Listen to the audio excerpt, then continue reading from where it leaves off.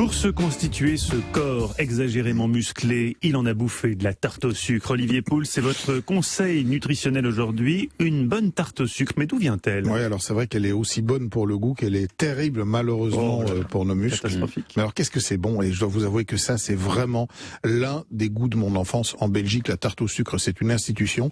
C'est une institution dans le nord de la France aussi, parce qu'évidemment, l'histoire de cette tarte est très intimement liée à l'histoire de la région et donc son rapport avec le sucre. Alors depuis l'Antiquité évidemment, puis les croisades, le sucre on est consommé en Europe, il est connu, essentiellement provenant de la canne à sucre ou du miel. On raffine d'ailleurs le sucre dans les régions du Nord et dans la région de l'Île depuis le XVIIe siècle, les années 1675, mais ça reste au départ une activité assez insignifiante, toute petite. Elle va croître au fil des ans avec l'ouverture de nombreuses raffineries. Une vraie industrie du sucre se développe dans cette région. On fait venir à l'époque les cannes à sucre de nos colonies.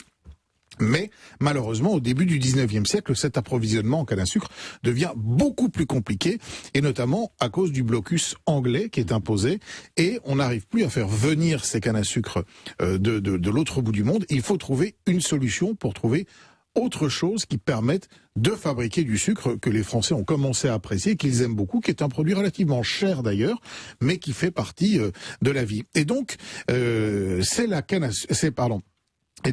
la betterave sucrière qui va commencer à s'imposer. Alors la betterave, elle est connue déjà depuis quelques années à ce moment-là, mais elle n'est pas vraiment exploitée. Et c'est Napoléon Ier qui va, dès les années 1812-1814, promouvoir la culture intense de la betterave sucrière. Et cette betterave sucrière, elle a besoin d'un climat qui correspond bien à celui du Nord, c'est-à-dire un climat très tempéré, un petit peu d'eau, pas trop de chaleur. Elle s'épanouit là-bas, on va en planter énormément, et comme on plante des betteraves, qu'est-ce qu'on va construire à côté? Eh bien évidemment, des usines pour raffiner le sucre de ces betteraves, et ensuite produire le sucre qui va partir un petit peu partout en France. Et donc on va évidemment inventer aussi des recettes, puisque là-bas on a ce sucre sous la main, et la grande recette du nord de la France, c'est cette fameuse tarte au sucre. Au départ, c'est sur la base d'une pâte briochée, qu'on va exagérément sucrer au moment de la cuire, de manière à ce que lors de la cuisson se développe au-dessus de la tarte une espèce de petit caramel à la fois croquant, croustillant, et qui va, au moment où la tarte va refroidir, légèrement durcir. Et donc c'est vraiment très intense en sucre. Et je vais donc vous donner la recette assez facile pour réaliser cette tarte au sucre. Alors on a besoin évidemment de sucre, qui est un sucre blanc classique pour la pâte, mais aussi de vergeoise ou de cassonade, qui sont des sucres qui sont moins raffinés, qui à mon avis sont plus intéressants aussi en termes nutritionnels notamment. Un peu de levure, de la farine, 250 grammes, 3 œufs, 150 grammes de beurre, une petite pincée de sel et un petit 5 centilitres de lait. Parce que ce qu'on va faire, c'est utiliser le lait pour délayer la levure. On va mettre la levure dans le lait tiède.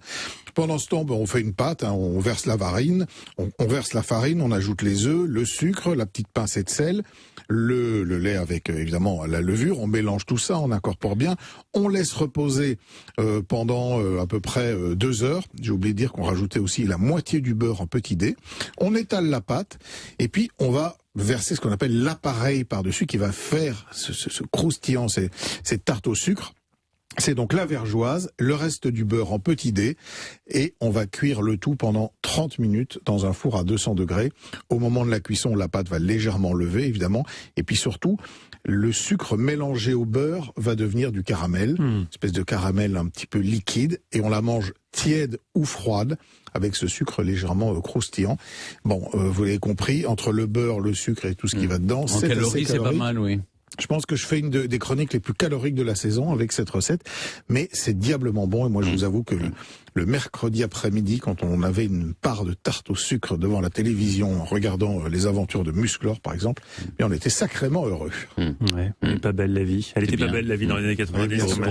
C'est bien une recette bien belge pour la fête du roi ce 15 novembre. Ah ben voilà.